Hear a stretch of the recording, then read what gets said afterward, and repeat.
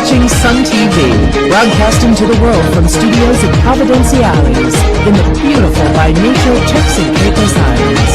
Sun TV, your source for real news as it happens.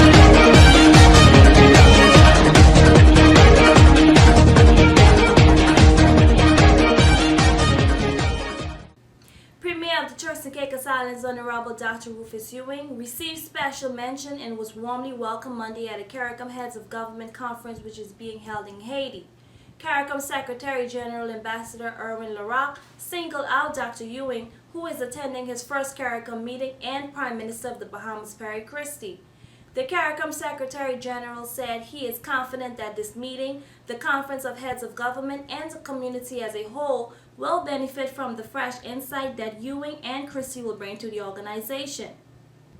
Premier Ewing, who is leading a TCI delegation which includes Minister of Immigration Honorable Don Hugh Gardner, also met and spoke briefly with U.S. Attorney General Eric Holder, who is making a special appearance at the Caricom meeting. The Premier took the opportunity to ask the U.S. Attorney General not to withdraw its support for the fight against illegal drugs in the region.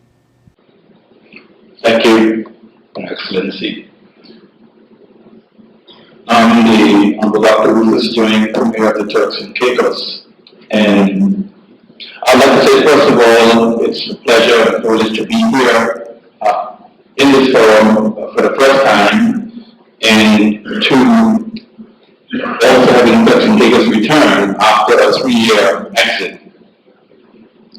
I will pick up a little bit where my colleague from the Bahamas left off, and I would like to say that Turks and Caicos is indeed one of those stepping stones for drug trafficking, arms trafficking, and human trafficking to the United States. The Operation Bahamas and Turks and Caicos have done tremendous for Turks and Caicos, and I'm sure also the Bahamas. It indeed may actually end up being a victim of its success, because it has been a successful operation, and we are looking forward to the United States providing more support to the Afghan operation in our region. I'm saying this simply because in my last meeting recently with officials from Afghan, there was an undertone of concern that there may be either a reduction in funding or restriction in funding to extend the operation in that region.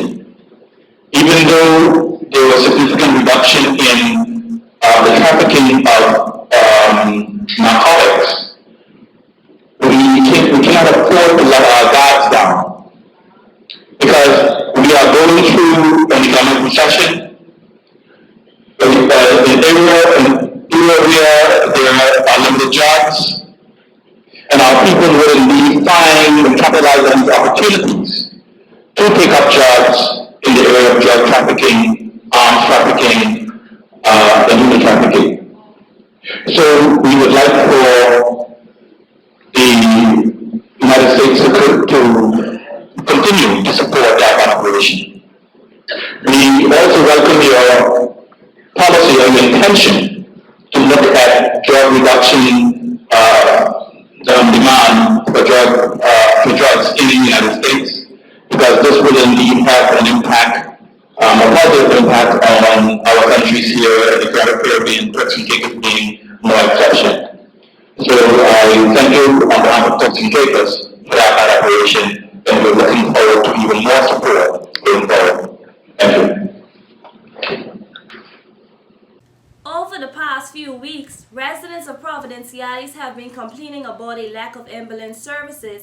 According to reports, only one ambulance was in operation, but there were no staff available to work on it. Acting Premier Akira Mizik told Sun TV that the situation is now under control, and she said steps are being put in place to ensure there are no repeats of the situation. We hear more in this report. Well, basically, there is a shortage of manpower, but not in the sense that essential services or emergencies would not be able to be responded to by the ambulance and the 911 team. basically one of the EMTs has had to leave the country due to bereavement, and we've now employed a locum that will be here for the next 3 months while the service recruits another 2 full-time staff members. An EMT, we need more EMTs. And as you know, I have dual responsibility this week with Ministry of Health and Ministry of Education. And so now being involved in this need for more trained EMTs is something that we at the Ministry of Education can look into providing more scholarships for, more support for students who would like to go in this very important industry that we have now in the Turks and Caicos, given our population size continues to swell, that we may have more incidences where an ambulance service is required. It's up and running. It's up and running. There was a delay this morning because obviously the EMT who had to go away, his shift had to be covered, but everything is back in shape and the ministry is working with it, and the locum should have either started today or they start first thing tomorrow. But the manpower needs have been addressed in the temporary instance, and we're moving forward on having a full assessment of it and hopefully having all the employees placed in the proper position in time. By the time the locum comes on, which would either be later today or tomorrow, throughout the week, we should have the full fleet operational. But we're looking at recruiting another 2 members for the staff. So the locum is literally just a temporary band-aid to fix the solution.